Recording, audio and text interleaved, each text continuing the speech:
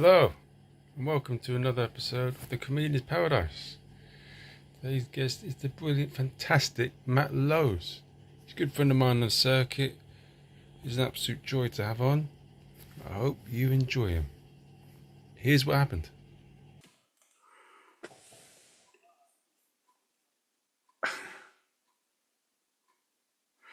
What's happening?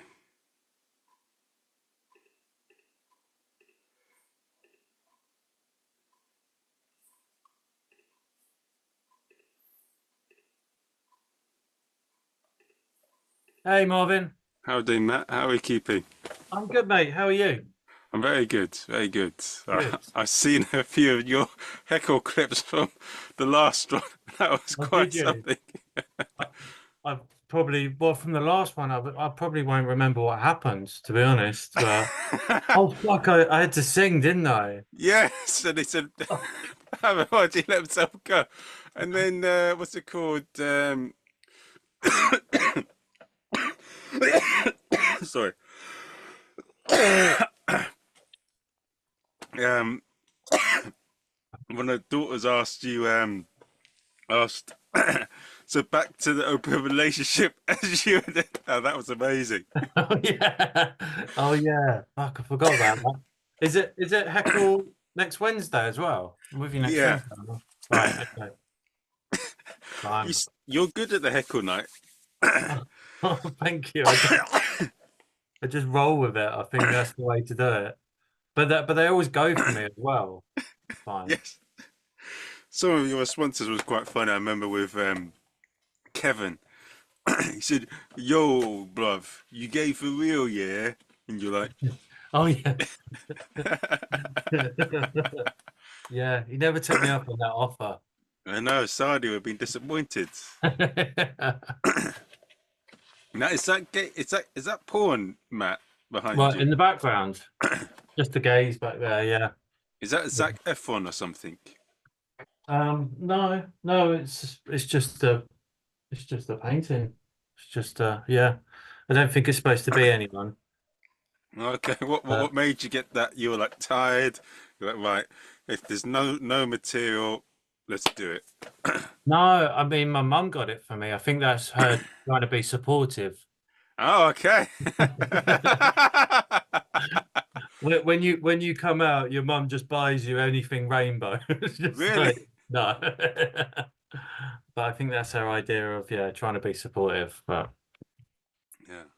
But yeah, did you do it later on in life, or was it? Well, I could ask you. Yeah, I'll ask you this now, but I can ask you again when it goes live. But yeah, I was 30. oh, okay. So yeah, yeah. So yeah, 8 years ago. Oh, okay. Yeah, quite Uh, recent. That's yeah. It's and thank you for coming on the podcast. I'm intrigued to hear about that side of the world. So Okay. that sounds very racist what I said that side. But the reason I got you on because you said some interesting things, and I would like to hear different side of you. Like I've got a homeless Kev Mudd. Do you know Kev Mudd? Yes, I know of. Yes, don't know personally, but know of. Yeah, But he's a comedian that used to be homeless. So I'm chatting yeah, to him tomorrow. So I'm interested to hear his view of things and of how yeah. he.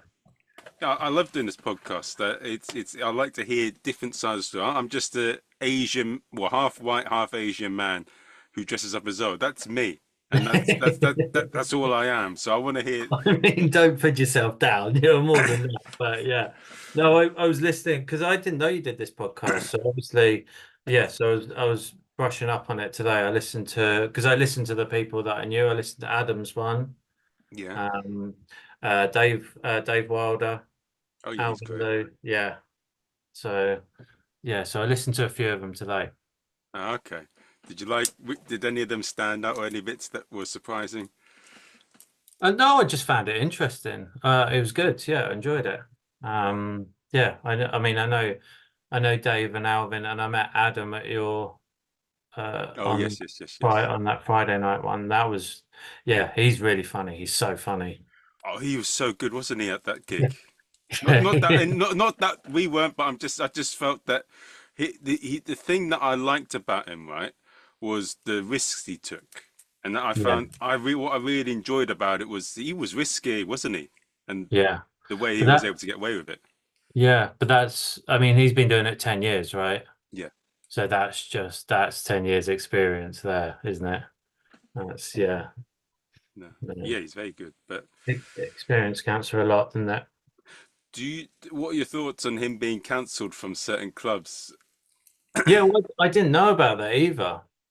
Fuck. Yeah, I could. But then he was very gracious with it. And he was like, look, I completely understand why those trans people got pissed off with me, which is a really good outlook because it's very easy for all the rest of us, like if something like that happens to us, to be like, no, no, it's not my fault. But he was like, no, actually, yeah, I can see why they felt like that. So no, I thought it was very gracious. Hmm. Yeah, no, that was it was interesting, and it was interesting here also that he said he's lucky because he wasn't famous that he's still able to sort of he's Yeah. been sort of unscathed because there's not really much for people to take away from him at the moment. Yeah, but imagine if he was famous, then he'll be asked to go on GB News and stuff like that all the time, wouldn't he? It'd just be like, yeah, we right, you're one of us now. You're one of the right wing people, and it'd be like, no, I'm not. So yeah, I disagree with that a lot. I used to be on their sort of side in a way in terms of like saying there was a cancel culture and like there was a bit of, but I think if your joke's well skilled and if you're very good at your craft, then you can find a way around it. But yeah, if you're not well skilled and you're going down that territory, like I've seen some people do. I know that one comedian was talking about, and I mentioned in a podcast, staring at a woman in a tube, and he was annoyed that people got offended and women called him an arsehole. But if you're yeah. gonna go there, you better make that funny and be good. To you can't expect there not to be a backlash when you talk about something like that and you're not delivering it well. Yeah, yeah, I think what's the point in taking the piss out of other people? Take the piss out of yourself. That's, self-deprecating comedy always makes me laugh. So yeah, why not? Maybe if he'd maybe made fun of the fact that he of his fault that led him to say that, that would have been better because that's you just talk about a mad story or something. But to say a statement like that just Yeah, sounds like you're a pervert in a bush staring at women on the tube. yeah, exactly. And then, and especially with the comedy scene like it is at the moment, you don't want to be tarred with that brush, do you? No, So, no, no. uh, We know the edgelords. I'm not going to say the names. I mean, this isn't going live, so we could say the names, but should we say it, Matt, or should we not? we all know who it is. Come on. Fair enough. Yeah. Yeah. But so you got no involvement at all with the Navy, none at all, or was there No, none? no, none whatsoever. Oh, okay. No, no, because the jokes I should have joined the Navy. Ah, So yeah, that's the start of it. But yeah, no, just my name. I bet they do a lot of that stuff in the army in some of these places. I've heard from some of these army people saying that there's a lot of people that are that way that climb that joined the thing. But that's good because they never used to be allowed. Is that true? Never- Yeah, yeah, you couldn't be gay in the army. You wasn't allowed to be gay in the army. Well, I'm guessing they had an even more fun time because it was more risque. Yeah, yeah, maybe. Um, but yeah, no, that was one of the rules. I think I would have to look it up. I don't know what law when the laws changed, but I think it was relatively recent, maybe 80s or 90s. Yeah. Yeah. One of the things I always find funny, right? When someone's trying to make it, when you're growing up in school, right? And people say, "Oh, you dropped your gay card," or they say, "What's it called?" They say, "Last one is gay," or something like that. Or when there's Yeah. someone being like a straight guy, people will say try and insult you by calling you gay or saying this and that. But I don't think like sexuality. I don't know. I think we need to put this in a mindset. Insulting someone's sexuality, I don't think is really an insult. It's just who you want to fuck. I Yeah. don't think that's really an insult. I don't think it needs to be made anything. It's just some people want to fuck this, some people want to fuck that, some people want to fuck trees, but they go to the hospital. But that's another But story. yeah, I think it's because it's consenting, isn't it? I mean, obviously, if as long as you don't want to fuck animals or children, Yeah. that's fine. So yeah, but also, but it's the way you are. It's the way you're born. You know, it's like if you're a different race or whatever, that's the way you're born. You know, yeah, it's not. You can't help it.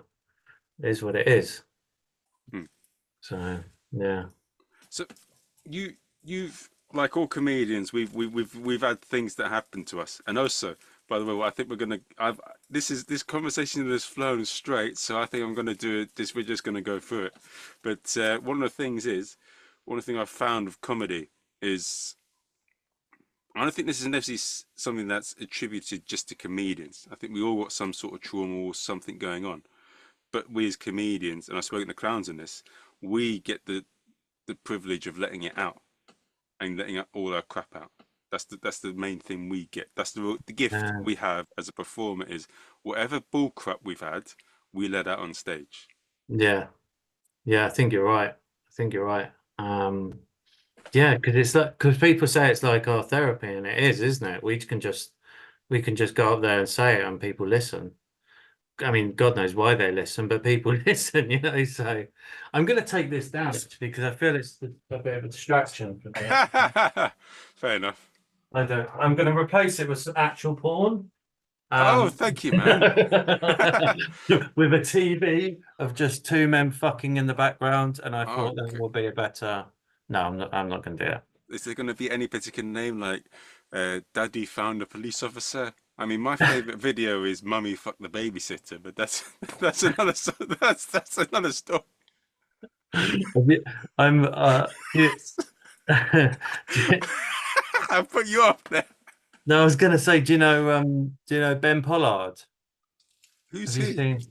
He's I've he's heard a of him. musical comedian. He's London based, and he's got a song about incest porn. Oh, okay. I'd send it to you a bit. I watched him and do you know Jojo, another musical comedian, No, Jojo Malvini or that's who's. something. But anyway, so I went and watched their Edinburgh preview show a couple of weeks ago. So yeah, the song's very catchy. I'll send it over to you so you can watch it at your own leisure. Cool. I'm gonna jerk off over it. Right. I mean, when I said at your own leisure, that's what you do for your leisure. I've just found that out. So Sorry. Uh, we just comedians we say inappropriate things. I know. I've met my match. You're more filthier than me. So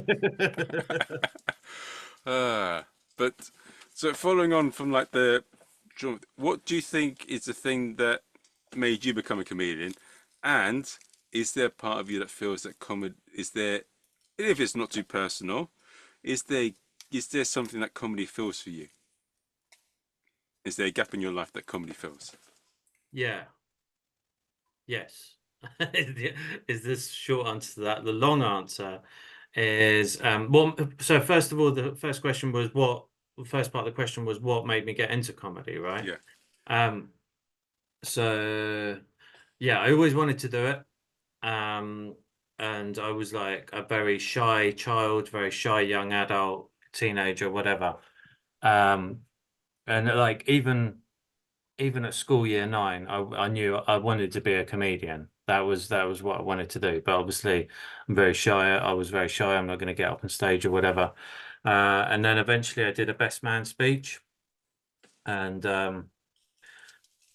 yeah, they after it. Well, it had to be good, basically. I knew it had to be good because I'd known this guy since like school year two. I was like, even if he does get married again, heaven forbid, that's not going to be, it's not going to be the same. I've got to smash this. This is a very important like gig, if you will, first gig. Um, and so, yeah, I really sort of put a lot of effort into it and it went well. And then, after it, one of the like bride's uncles or whatever came up to me and was like, "Have you ever thought of doing stand-up comedy?" And I was like, "Who, me? No." And then like 2 years later, 2 years later I got drunk and and one of the like Instagram or Facebook or whatever adverts flashed up for the Angel Comedy course, and I was just like, yeah, it's fine, I'll sign up to it. And obviously realized when I woke up the next morning what I'd done, and I was like, well, I paid money for this, I better go and do it. And that's it. And then I did a stand-up course and been doing it ever since. With regards to like a gap in, does it fill a gap in my life? Yeah, I think so, because when I was 15, and I know like on your previous podcast, you've asked questions like, what didn't like something you didn't know about me or whatever. So I used to be an army cadet and then an army cadet adult instructor, and I was an instructor for 12 years. So right up until like I was nearly, yeah, I was sort of 30-ish. So I was a cadet for a few years and then a instructor. And I had a hobby that I was just committed to all the time. And I did like a couple of nights a week and then some weekends and things like that. I was really committed to it. And then I left that and then probably had a couple of years with nothing, like not doing anything. So I think that's the hole that it's filled. It's the hobby hole, if you will. Okay. Which is also my grinder name, hobby hole. No. You guys know where to go. Two at once. No. Two at once. That's my friend. Yeah.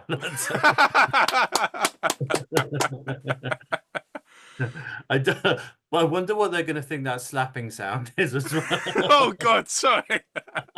Sorry, That guys. was Marvin clapping his hands and nothing else. Yes, don't get any ideas, okay? But you have to pay extra for the subscription if you want to For the find out the video. true answer. No. Yeah. So that, yeah, I gave you a bit of life story and then turned it into filth somehow. That's I guess that's how I do things, but yeah. That's what he or she said. That's to be correct, isn't it? Or they. Yeah. Or no, they said. Yes, they said. Or it That's what they, said. yeah. Yeah. No, it's yeah. No, comedy definitely fills a gap for me as well. That's why I do. I mean, when we get the laughs, you feel like a rock star, don't you, when you do it? It definitely fills a gap for me. But God, one thing that I made a mistake of doing is that some of the issues that I had going into comedy, I thought that it would sort it all out if I yeah. become better or successful, whatever in it. But at the end of the day, whatever issues you have, I think no matter what success you have to work on it. No, like success from this or that is going to sort it out. No, no. I mean, yeah. You feel like a rock star. It is like a drug, isn't it? You're chasing the next high all the time, aren't you? You're just like, I want that feeling again of a whole room laughing at me. Um, so yeah, that's what we're doing. We're turning up to gigs, week in, week out, a few nights a week or whatever, to try and get that adrenaline going again. So yeah, It's a it's great. cheaper than drugs, so that's something, isn't it? That's true. I've not really. I mean, the the last drug I had was the balloon thing. I went out with a friend in Clapham's Infernos, and we went out. We failed in getting anyone, but that's another story.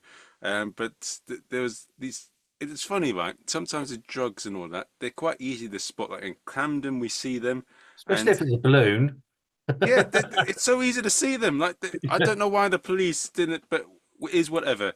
One of them came over and started chatting to me and my friend, and he asked a bit of a personal question. My friend looked uncomfortable, so I don't know. I was a bit scared, so I made him laugh. I said something about, "Oh, this isn't nothing to do with the Crips, mate. Easy." Mm. And then he gave me and my friend a free balloon to blow up. We didn't really Yeah. do it properly, but I felt good afterwards. And then he gave me his number so I can call him if I need any drugs. So Right. if you need any Okay. drugs, Matt, I know who to call. Yeah, don't worry. I don't want any, So I don't want any of that stuff anymore. I mean, was it drugs or was it helium? Did you have a squeaky voice afterwards or? no, I didn't have a squeaky Right. voice. Okay. I did do it well, I think. But no, it was all right. I felt good, but Yeah. yeah, it was. It's yeah. Drugs are too easy to get in London, guys. Yeah. Yeah, exactly. Don't do drugs. I mean, well, do them if you want to. I don't care. But yeah, be, live your own life. If you want to do that. But not for me anymore. So Yeah, yeah. yeah. I'm not a big. Sorry, I'm not outing myself as a sniffer roll or an injector man or a helium sucker. I am just a cool guy. I just did it a little bit, all right? And mostly I just drink, okay? Just don't think that you need to call the police or anything. I just a little bit, and I won't be calling the person, but I also won't grass on them as well, okay? No, don't. Yeah, don't call the police. Just call Alcoholics Anonymous because you just mostly I just drink now. Yeah, a lot. No. Yeah, you have to tame it, don't you? You have to tame everything you do, everything in moderation. Drinking does help a little bit. I mean, I don't do it too much, but occasionally when I drink a bit before I go on stage, I feel a bit more relaxed. It helps a Would- little bit, but I mean, once you start taking drugs before you go on stage, you become dependent on it. It's like, oh, Yeah, if you get down in that cycle, you're like, I can't be funny without doing this, and then it gets yeah, worse and worse. Look at Richard Pryor. yeah. No, yeah. I mean, a while back I was. I mean, I wouldn't go on stage unless I'd have two glasses of wine. That used to be my thing. Like, no, and then I was like, oh, actually, I think I had to drive to a gig or something like that. And then I was like, oh, actually, I'm better when I'm sober. Mm, So now I very rarely drink. I might have like one pint or something like that, yeah, but I won't get myself a little bit drunk before going on stage. I just don't need to. So yeah, but you become dependent on it, and it's like you it becomes a crutch, doesn't it? yeah, yeah. And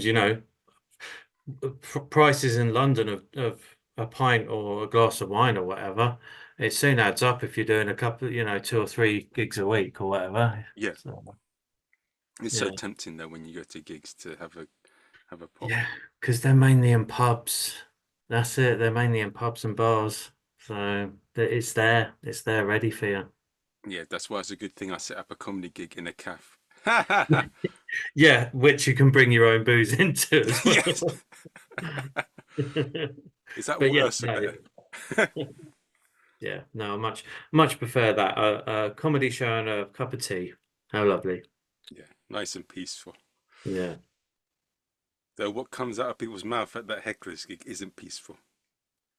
No, I mean it's nice though, isn't it? It's like I think it's really good because I was always taught, even when I did my stand-up course, it was like hecklers are just people who want to get involved. There's very rare that you would get a heckler shout out your shit or anything like that, or go fuck off and get off the stage or whatever. That just very rarely happens. I mean, some people might say it should happen more to me, but but no. But yeah, that's like, and that's what happens at your heckler's night anyway. People just like want to ask questions where when they're normally not allowed or discouraged to Yeah, in a comedy gig. They're just like, oh yeah, what about this? Can you elaborate on that or something like that? They just want to know more about what you're saying. So yeah, it's yeah, true. no, I think it's good. And through the comedy journey and all that, Mm. what do you find I mean, we do perform in some very dodgy places and some interesting places, some interesting areas. One of the things that I don't like doing is getting changed in the toilets when I'm going to the Zorro costume because some of the state of the toilets, my God, Yeah, I I like, bet. what the fuck is that? I mean, from your side, what do you think, from the gigs that we do, what do you think should be changed about them? Is there, what would you say, how would you describe the people that have never been to a gig before? What it's like to gig at all these dodgy pubs and gigging with all the lovely people in comedy. Um, I mean, I thought you were going to ask me about men's toilets. Then I was like, well, do you think I'm an expert on that? No. Um, so. Yeah, well, the venues and things like that. I mean, it's just yeah, you never know if it's a new gig that you've never done. Sometimes you just don't know what you're walking into. But that's half the excitement. That's half the you're just like, oh, I've never been here before. What's going on? Who do I go and speak to? Always, it's always like you walk into the bar and it's like, I'm here for the comedy night. And they're like, yeah, it's like upstairs or around the back or whatever. And you're just like, yeah, okay, cool. And they're like, oh, are you performing? Yes, I'm performing. Like, yeah. Oh, right, okay. All right, be funny or whatever. And you're just like, yep, thank you. I've considered whether I'm going to do that or not. So yeah, yeah.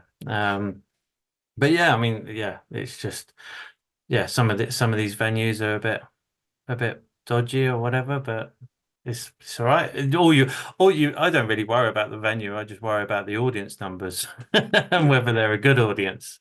yeah. So yeah, One thing, one thing I have found, this is just a thought that's just occurred to me recently, but I remember I did a gig in Ireland a while ago, and I was able to find, by being friendly to the bar staff, I was able to find out the gig beforehand. And probably shouldn't have done the gig, but basically the guy emceed too much, and it was a nightmare of a gig for everyone that went on. But one thing I found, if you be friendly to a bar staff in a new gig, they will tell you about it. They will be able, right. you'll get inside information of what the gig is like and what the thing is like before you go on. Yeah, okay, that's interesting. Yeah, especially if they like they've been to the gig before or whatever, like they yeah, like it's not just in the back room and they're going, yeah, I've never seen it. It just happens on a Tuesday night or whatever. If they've been involved in it, yeah, they would know. So yeah, that's a good point. I've never thought of Yeah, well, this Irish lady told me that the gig was shit, and I'm that. sorry for you. And was it? It was, yeah, but well, the guy's a nice guy, good to chat to, but fucking hell, he did about 50 minutes of emceeing and did Oh about yeah. 20 minutes in between each act. And by the time he'd made them laugh, he would go on another 10 minutes and ruin it. Yeah, I've done gigs like that. Um, this is the thing, like, because I always post my gigs, like a gig list every month, like where I am, what I'm doing. You know, if friends want to come along, that's great. Promote live comedy and all that sort of stuff. And sometimes you have friends go, yeah, I'll come along to this one with you, and you're like, yeah, I've never done that one before, so I don't know what it's going to be like. And I have one of those ones Yeah, where someone's doing pretty much an Edinburgh show in between acts, and the uh, the gig isn't about the acts; it's about the MC doing their their Edinburgh show, like 10 minutes here, and then an act, and then another 20 minutes of it, and then an act.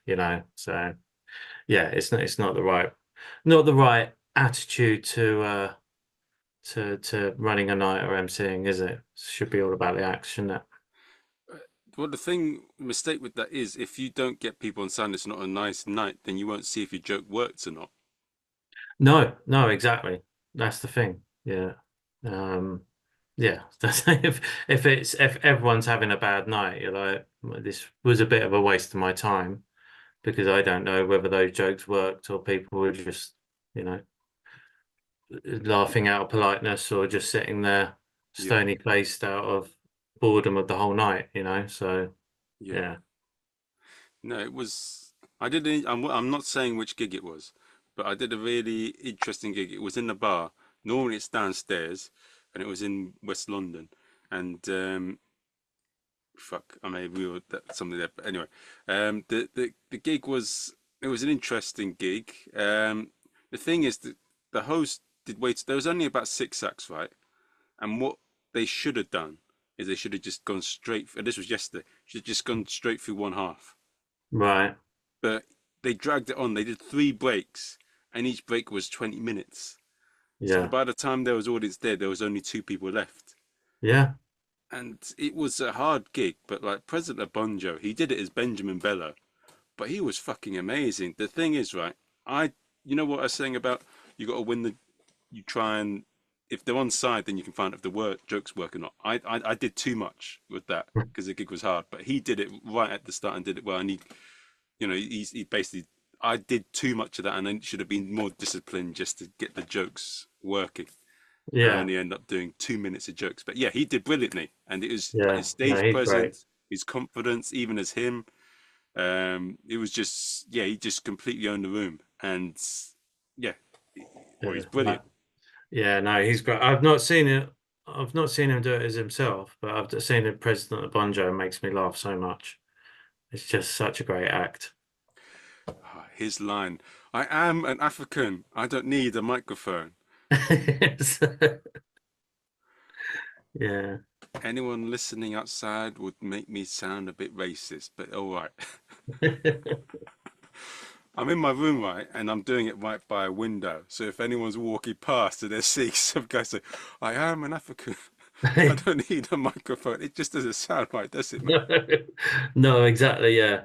I mean, yeah, you might get, but this is the thing, you can't get cancelled, as we found out, because, yeah, you have to be famous to be cancelled. So let's just never get famous. Yes, So, let's make sure. yeah, Underground comics. I'm working very hard on it, and I think I'm succeeding on not being famous ever. So that's good. But like, so you've done a few. You've been in comedy a while, but like, and you went to Edinburgh this year. Is this true? They said that Edinburgh this year was the shittest it's been for a while. It was very low audience numbers. I'm not surprised as well. And I people were saying, like Benjamin said as well. Well, actually, no, maybe does he want me to say this? Does he not? But I'll say this, right? He, it's it's gonna be. This is my view. I'll say this on it. What's it gonna be like in the future generations if it keeps getting priced out and it's just gonna have a certain level type of act that can afford it, like from affluent backgrounds and all that? Does it Yeah, affect the quality of it if it's not diverse and it's not based on meritocracy? And will it not put people off? yeah. It's just one thing.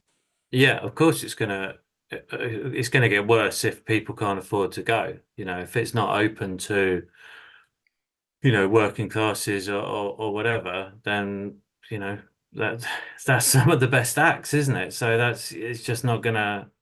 Yeah, they need to have a relook at it, but that's the problem. Everything's a business nowadays, and people have seen it's the accommodation that's the problem, and people have set prices for accommodation or whatever, and people have to pay if you want to go up there. I mean, the first part of your question, so yeah, I was up there last weekend.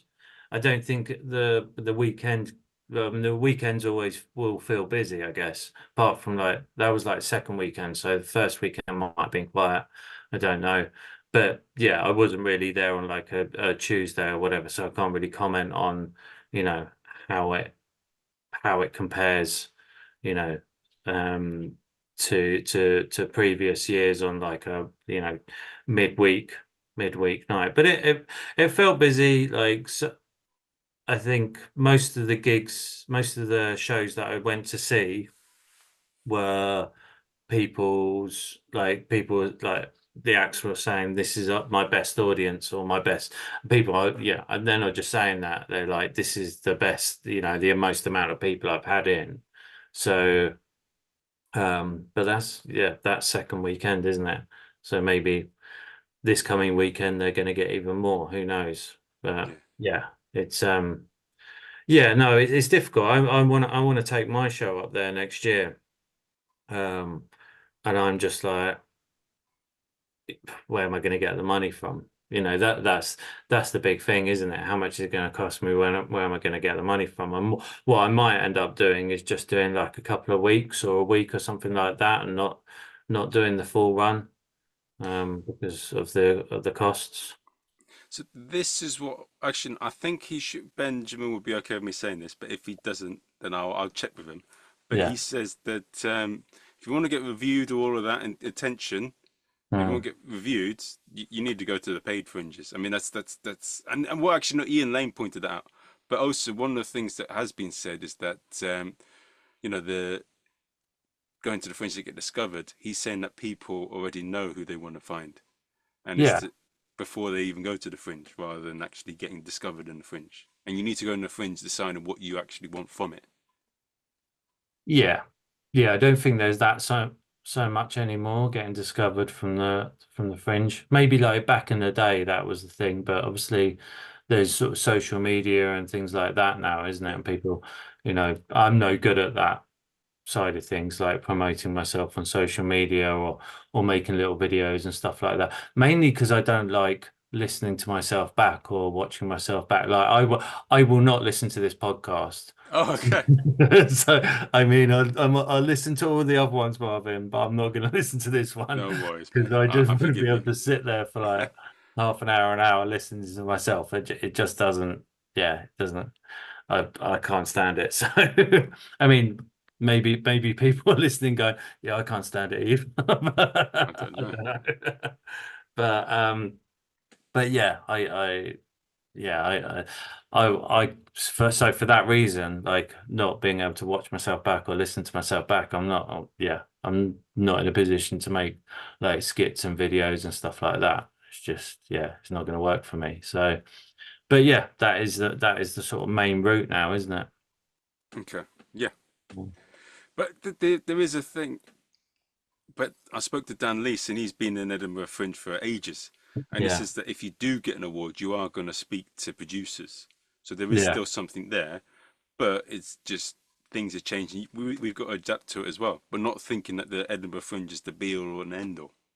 No, it's not, and that's the thing. None of it's the be all and end all. Like you can carve out your own way of doing things, and I think that's quite amazing. Like Edinburgh Fringe isn't a be all and end all. Gong shows aren't a be all and end all. Comedy competitions aren't a be all and end all. Like there's ways of getting around things that not getting around, but like there's ways of going, right. Okay, maybe I'm not a gong show comedian. Maybe I'm not this much, but what can I do? Like that's why I was like, right, okay, I'm going to do my own show. Just it's like, what is my next step to do this? Hmm. Um, and then do you know Tawny Owl? So I've heard of the name. Andy. So his act Tawny Owl. He's doing like setting himself up as doing a tour, like a UK tour, and he's just like booked loads of places. It was like instead of going to Edinburgh, I think he worked out that it was like similar amount of money anyway. And he's like booked a load of, I don't know how many, but just like booked a load of venues across the country. And I think he's doing that in a few months' time. So yeah, good luck to him. But it's just, I'm just saying that to highlight how people are thinking outside the box and going, right, this is what I want to, this is how I want to get my name out there and that sort of thing. So yeah, it's interesting. Yeah. Don't be a sheep, be a maverick. Yeah, yeah, exactly. Yeah. Go your own way. Exactly. Yeah. Like Mr. Miyagi said. Oh, for God's sake, what am I saying? No, never mind. Yeah. I was thinking more Fleetwood Mac, but okay. Yeah, Fleetwood Mac. Let's do that. Yeah. I'm a fan of the Karate Kid, and I like Cobra Kai. And there was a thing where Mr. Miyagi said to Daniel, like, if you go if you go on the road, you have to make a decision because if you're in the middle, you get squashed. That was the bit I was getting at. Yeah. Yeah. Yeah, exactly. I mean, there's loads like that, uh, uh, is it a shark dies if it doesn't keep moving forwards? Oh, okay. Fair There you enough. go. That's it. Making You got to quotes, keep moving guys. forward. Don't stay still. Now, this is a question that makes me sound like someone from the diversity hire in the comedy commission room. Right. Uh, Okay. uh, so being, can I say this? Being a gay comic, Yeah. what have you found? It does help though, in some ways, in that you've got a story to tell. Like you're not just like because the story of the circuit is it is mostly middle class white men.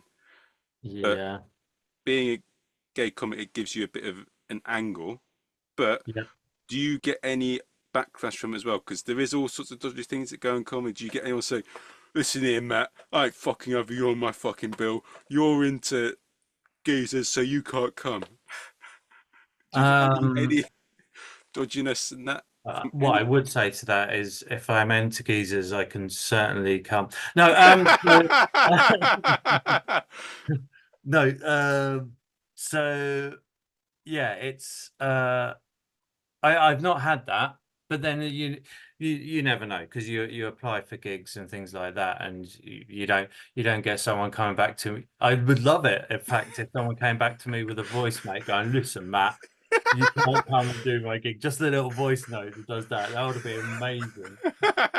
Fuck off. I love that.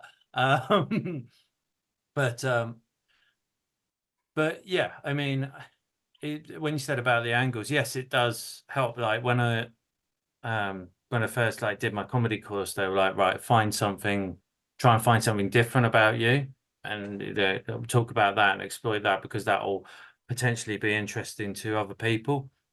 And I'm like quite a sort of straight acting laddie, gay man. So I was like, right, okay, well that's kind of my thing now, isn't it? So um but yeah, so yeah, it's that finding something different, I mean, and take my hat off to the white white um straight men who are just like who are doing well in the comedy because they're like, I'm like, how are you finding material? What are you talking about? Like, at least I've got this, so yeah. But one of the things that I'm going to do as well, because I one thing I have and I want to talk about as well. So yeah, I want to make fun of the. So there's things I want to make fun of. I want to make fun of some of my weird shit experiences with women, but also I want to make fun of my the fact that I've had a bit of racism here and there, being an Asian man. I want to Yeah, go into that because they're things that have hurt. But yeah, of course. when you make fun of those things, you feel better. But I think Ivor Dembina mentioned it to me in the comedy course. I think that pain. I think that this may be my view on it, but in the comedy that we see a lot on TV, you're talking about pain. It definitely is a sort of a comedy gold mine. And do you feel that as well? Like, would you bring in some of the funny experience you've had to deal with being a gay man in London? And would you bring that on stage? I mean, you did already about falling in Yeah. love with a man, but would you bring other stuff in as comedy material, do you think? Yeah, I have done. Yeah, I've certainly done that. Like I've got so my this sounds like a promotional. So my show, Innuendo, which yeah, I did at the Brighton Fringe. I did like 6 shows at the Brighton Fringe. I've got one um coming up at the Camden Fringe. I don't know if this podcast will be out by then. But I've got one at the Lambeth Fringe as well. But yeah, so the whole story, the whole show is really about that. It's like my sort of growing up in like a lag culture kind of environment, and talking about um the sort of, as we were kind of alluding to before, about like when you're at school and everything's, you know everything's gay or whatever, anything that bad is gay, and things like that, and how that that has sort of affected me and progressed. But obviously when you say about like talking about the pain, you have to find the funny in it, otherwise people just feel sorry for you, don't they? Yeah. So yeah, they're not laughing, they're going, oh. So yeah, we need to turn that R into a ha ha. But but it's also a bit about what you said as well in terms of when people are doing about aging material. You if they do aging material, but they talk about the weird experience that they have that's made them think that, or like Mm, the does that help a bit? Because if you just say a random statement like I've heard, this is what I've seen. I told you about the guy saying he was staring at a woman on a tube, and the guy goes, "Woman, why'd you do this?" When you say that, it's like you sense. Why don't you just say, "My experience of women has been this and that," and girls, could you help me out here? Why do you guys do this? If you'd yeah, said phrased it like that rather than saying, "Woman, do this," you're sounding like some grumpy sexist in the pub or something. yeah, exactly. And no right thinking audience is gonna enjoy that at all, are they? They're gonna be like, who the fuck is this guy? We don't like you. So yeah, that's definitely not the right way to go about it. Um, and I don't know who you're talking about or whatever, or whether they're actually a nice person or whatever, but it kind of tells the audience a lot about that guy, and that don't know if that's how he wants to be portrayed, but yeah, he's not going to get booked at many places, I wouldn't have thought. So yeah. One Now, this may sound a bit sadistic, Matt, but Yeah, sometimes I enjoy comics that push that when they do something that's a bit out there, and I yeah, actually enjoy the. Maybe this is the comic in me, and this doesn't sound right, but you know when we did the Hecklers gig last time, yeah, I actually enjoyed seeing the girls' reaction to one comic that came in just before you. yeah, I'm sorry, but I found that interesting. I found that funny for some reason. I don't know why, but I did. Because he's a cool guy, but I mean the stuff he does is definitely out there. But I enjoyed it because of the yeah. No, it's yeah, and that's good, isn't it? Because you want like a varied night, and you want little surprises and things like that. And he was funny. He was good. yeah. He was good. So yeah, there's nothing wrong with his act at all. And yeah, no, it's what yeah you don't want people up there talking about the same thing. What I love about comedy is that we're all different, Yeah. and I very much enjoy people watching people do things that I can't do. So that's what musical comedy, character comedy, things like that, I really enjoy watching that sort of thing because I'm like, yeah, that's something different rather than, someone up on stage telling jokes. Not that there's anything wrong with that because I do that. So yeah, you know. Thank you, senor. Zorro's out. Sometimes it hurts my voice when I do that. But yeah, no, but that's the thing. Yeah, and that's what makes a good show with the variety, and you need different things going, and you can Yeah, maybe learn a different thing from a different act. But yeah, yeah, um, definitely. Yeah, no, it's good, and and I like the way that how everyone approaches different things as well. Like everyone has a different approach to writing, and um, it just shows. I think it's just brilliant to highlight comedy highlights how we all think differently, and we are all different, and that's great because otherwise it'll be very boring if we wasn't all different. Just be like the same people talking about the same sort of stuff, right? So yeah, so the one thing that I think I've said this to you before and in conversations, but one thing that I really like about comedy and that I missed about it when I was in Italy is that I like all the people that are in comedy. There's such a diverse range of people, and I'd say, yeah, we're interesting people. There's a lot of interesting people. There's stories to tell. Like Benjamin is a right big laugh to talk to. There's all yeah, sorts of people that have amazing stories to tell, and I put them on the podcast, and there's yeah, so many different angles, and that's what I love about it. And the thing is, a lot of us as comedians, one thing I have found, I'd say a lot of us are different to the regular Joe in that we are outcast to an extent. Not all of us, don't want to paint us under one brush, but I'd say we are slightly different to the average Joe and enjoy the fact that we're outcast and different because you get an interesting conversation and you'll see things that are more interesting than vanilla. When I went to go and watch a show, and I'm not going to say who or what, where it was theatres and actors, they were all of the same vein, and so yeah, it was a bit boring. It was a bit like my shits have more to say than you. yeah. Sorry, I shouldn't have said that's such a brutal thing to say, but That is, and you could really. I mean, are you having conversation with your shits? Is there? yeah, I'm saying, listen, the first, listen, ask, make it bigger.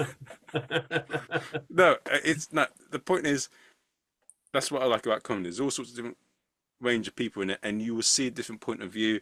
You get interesting stories, and I've never found comedy boring when I've done a gig. There's always something going on. There's always something to talk about, either about the people or something. But that's what I like about it. That's what I Yeah, love about it, and that's why I'll yeah, probably never leave it because of the people in it. yeah, and I mean, like 99% of the people in comedy are great as well Yeah. because it's we're all in the same boat. We've all had bad nights. We've all bombed. We've all you know. So there's that sort of empathy with each other and all sort of one team ethic sort of thing. So that's what I like as well. Everyone's generally very kind and nice. So yeah, Would you say that if you're gonna, so you're in a laddie daddy culture, right? yeah, So when you're when you're growing up, you feel odd, you feel insecure, and you're doing this. But as you've gotten older, this is what I found because I'm definitely someone that stands out a bit. You know me as well. I'm a little bit different to your average person on the street. And before, I used to be quite insecure about that and all that. But now I'm quite happy about that because that means most of the time people remember you, either it be good or bad, but you're not boring. As long as you're not doing Yeah. anything bad. But I'd much rather be the slight eccentric that I am than be the regular person that's boring. I'd much rather Yeah. be me because I know what I am and then be just like everyone else. I feel that being me, I get to be myself. I get to choose the friend. I'm not necessarily part of any big cliques, but I've got a lot of great people around me on my base that love me for what I am. And I think that's more important than being out, oh, being cool in this clique or being this. And Yeah. I one of the things that I often have, and this is coming because of therapy from my side, I want to hear what is on your side, but I get, so some people say, oh, what a weirdo, this and that. But most of the people that have problems with me that say that sort of things, they're boring people that often say that to me. They're often people that I find quite boring that call me weird or this and that. They're not people that I find interesting or have any character or people. That's what I found. And then people that try and do other things. Yeah, most of the people that I have problems with are either very boring or they've got issues that they can't sort out or they're both. What have you found Yeah. in sort of your side of things when you're in that culture, being a gay man in a lady culture? Yeah, I mean, yeah, when I sort of was growing up in my 20s before it came out in like a laddie culture, yeah, that's you're all sort of trying to be the same. You all, and that there's no real individuality. And I think that's what we kind of probably had at school as well and things like that. You just want to, blend in. Um, but now, obviously, as you get older as well, you just can't be asked for all that. You don't want to be cool. You want to be you. You want to be yourself. Um, and like we said with comedy, that's a good thing. That's a good thing that we're different, and um, you should find out what's different about you, and really sort of talk about that and exploit that rather than try and be like someone else. So yeah, that's with that performing art sort of thing. You're going, yeah, this is me. I'm going to be different to you, but if I was the same as you, you wouldn't be interested in what I have to say. Yeah, you want to see a Yeah, different angle. yeah, And from so you've been in it. You said I watched your other interviews. You said you've been in it since 2019, right? yeah. So started the beginning of 2019. I think the comedy course was like on the 4th of January 2019 or something like that. So right at the beginning, did the comedy course. And then obviously really like enjoyed gigging and stuff like that. And then um we got into 2020 and the world was like, no, stop doing this. Go to your homes and stay in your homes, basically. So yeah, and then obviously that was the pandemic. And then started gigging straight after that was all over really. And do you notice any changes? Because I've been doing, well, long story short, I've been doing this comedy the same time as Adam Riley, so I've been in it a while. Yeah, But I found that the comedy that I saw before pushed a bit more of the edges. Like there was a bit Frankie Boyle-esque, a bit more cruder when I started. Now, now it's a bit more sort of Russell Howard, a bit more. Maybe it's a good thing, but it's a bit more.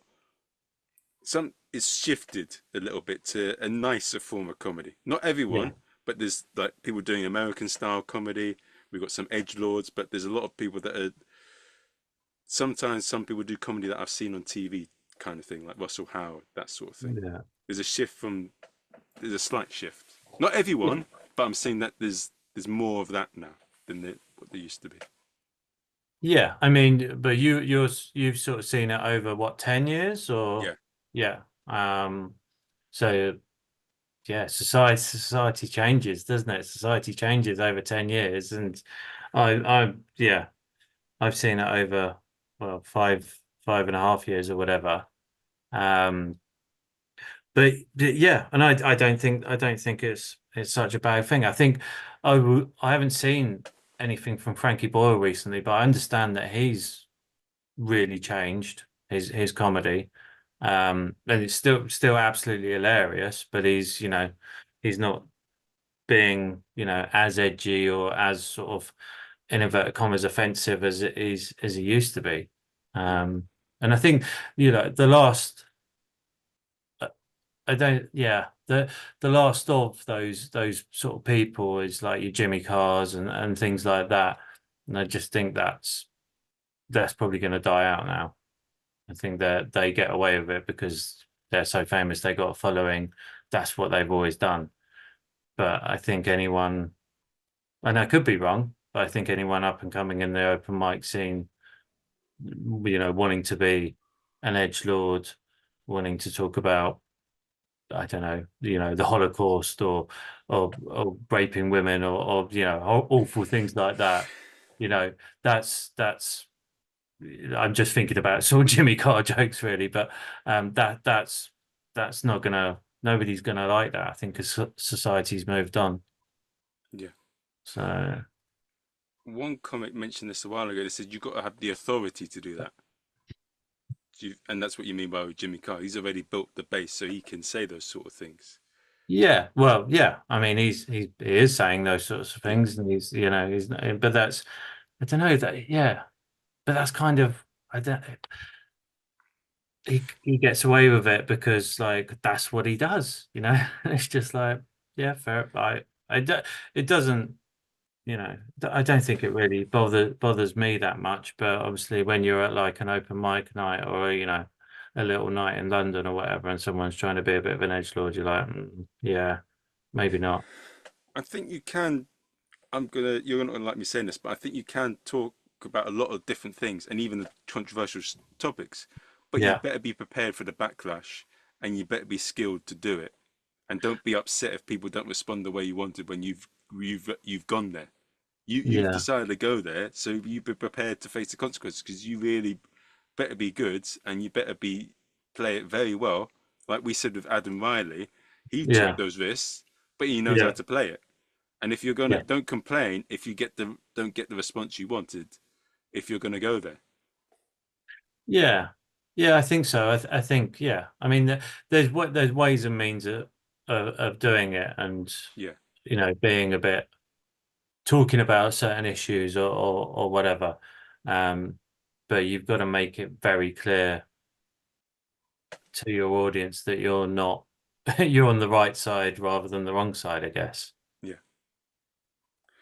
Now to for, for anyone to from what have you noticed about some of the comedians you've seen and that you're finding in comedy that have what have you noticed about the ones that have really stood out for you in terms of being really good at comedy? What have you noticed in terms of their presence on stage and the way they perform? And what would you like to advice would you like to give to any new comic listening in that isn't obvious? That's something that is really unique to you. Right. Okay. I think um yeah, I think with like sort of good comedians I've seen, and we're sort of talking sort of similar levels, London comedians I'm gigging with and things like that, rather than, Yeah, yeah, okay, fine. Yeah, I mean, there's a lot of good comedians after the pandemic. I don't know if you noticed that as well. Like a lot of people, because I mean, for the first year of me doing it, I just messed about. I was just like doing the same stuff and not really sort of pushing myself. And then I came back after the pandemic, and I think a lot of people got into comedy. And, it was that sort of turning point in a lot of people's lives, I guess, where they're like, right, okay, this is what I wanted, what have I always wanted to do with my life? And some people went, I want to do comedy. So there was a huge influx of people. Um, and they're really focused, and they turned out to be really good. And I was like, shit, I'm falling behind here. So that's helped me. That's given me a kick up the arse. to go, no, you need to get better. So yeah, I think that's yeah, that's how I've sort of viewed it with that sort of situation. But with advice to advice to newer comedians, you mean? Or yeah, I think just keep at it. I think that's keep at it and keep like going, right, okay, if that didn't work, how could I make it? If that certain joke didn't work, how can I make it better? Make sure you've got gigs booked in. Because if it's if you bomb, if you have a bad night, then you might just like go, I haven't got anything booked in. I'll book something in, and before you know it, it's like 3 months down the line, and you basically quit. So yeah, just keep gigs booked in on a regular basis, one or two a week, or more, whatever. Uh, yeah, and like I think people are. I think it's just belief, and I think that's what I've learned through comedy is kind of believing in yourself and going, right, okay, let's just keep plugging away, and things do click into place. Um, I think, do you know Logan Murray, the comedy tutor? I think one of the things he says is there's no such thing as a bad idea, just an underdeveloped idea. So if you've done a joke and it doesn't work, then it just needs work. That's it. If you've thought it was funny at some point, unless it's like we were saying earlier, like offensive or whatever, and as long as it's not that, if you thought it was funny, then there's something there, and maybe it's a case of shelving it. And sometimes you can shelve it for a year or years before you bring it back out and go, that's what I need to do with it. There was an idea there, and now I've made it work. So, yeah, I think it's just a case of keep plugging away. Yeah, Grind it out. grind it out. Yeah, I mean, yeah, that's what I'm doing. Keep plugging away, grind it out. People are like, he's still fucking doing it after all this time. I'm like, yes, I'm still doing it. I'm still here. But one thing I do find quite funny, you know what? So for people that saying, "Oh, you've been doing it a long time and you're not this or that," but their attitude would change if your results, if you've been doing something a while. You know, people are very. One of the comedians I know that I'm good friends with says that comedians are fickle, but I think people are fickle. If people say, "Oh, you've been doing it a while and you haven't achieved this or that," but what if you change things around? They'll admire you for your tenacity, despite that. Yeah, yeah, and I mean, it's it's it's not a race, is it? It's No. it's not a race. It's like, and yeah, that probably goes against what I was saying earlier about realize the kick up the arse that other people coming into it and were sort of overtaking me and were really actually quite good and really focused on it. Yeah, it's not a race, but sometimes you do need that kick up the arse and go, yeah, it's helped me put the effort in, I guess. But also don't beat yourself up if you're not like, on live at the Apollo within a year because you're not going to be. So yeah. Some people have got there in 2 years and they're bloody lucky. two Oh, years. yeah, what's it called? I think Liam Farrelly got on there for after 2 years, and I think Laura Smith got in there about 3 or 4 years. But Law who gives Smith's a great, fuck? yeah. Fuck, fuck, Yeah. fuck what others are doing. Focus on Yeah. your own thing. Yeah. Fuck them. Yeah. It's you against you. That's I it. mean, and if you are gonna fuck them, get consent. But it's all right. Yeah, I mean that's very important. Yeah, yeah, exactly. Don't be that edgy comedian that you were talking about earlier. So, talking about I can't remember he was sitting on a bench or something like that, wasn't he? No, he was Yeah. talking about staring at women on the tube, and Yeah. then he was annoyed that a woman got offended and called him an arsehole. And he's annoyed that Yeah. another female comedian who he's friends with didn't support him.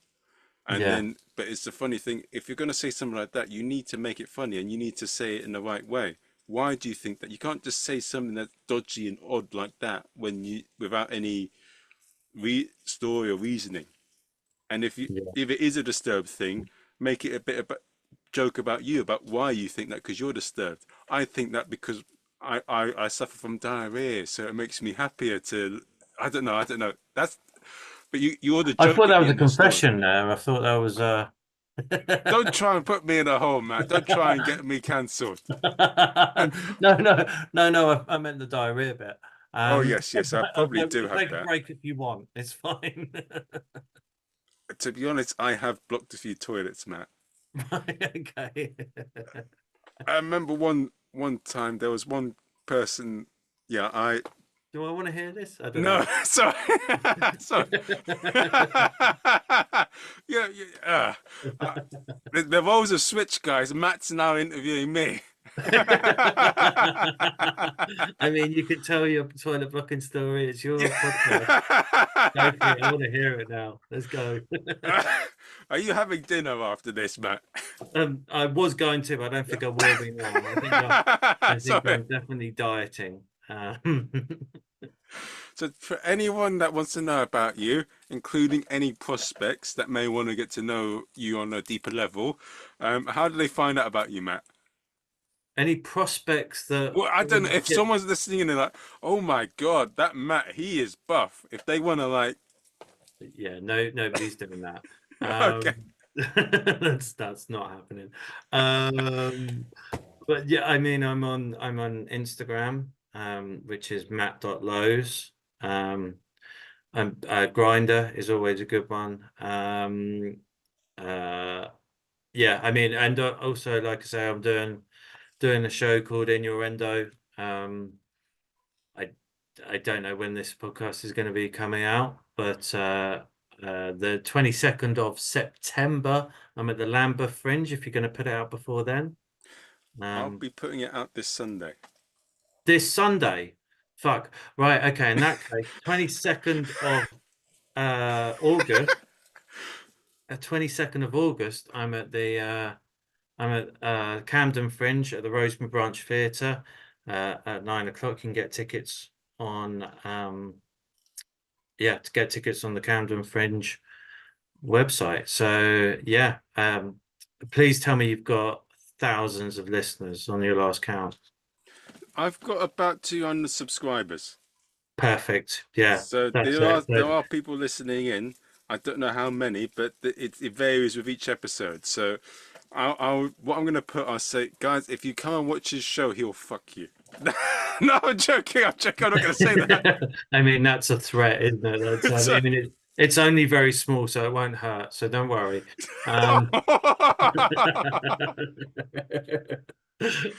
Just more uncomfortable than anything else, rather than painful. But no, stop trying to pimp me out, God. sorry. But yeah, so so I've got 2 dates at Camden Fringe and Lambeth Fringe. Or find me on Instagram, or like I say, Grinder. You know, if you're a prospect. Look, guys. On a serious note, he's absolutely amazing. I love having him down on the show. You're gonna love the show. Go and see it. I hope you've enjoyed this episode. Give it a 5-star review on Amazon and iTunes. And the next episode, if all goes well, I'll be talking to a comedian that was homeless, and then I'm going to be talking to a friend of ours who Matt knows called Lena. So Yeah. that's how it's going to go, and I'll see you guys soon. All right.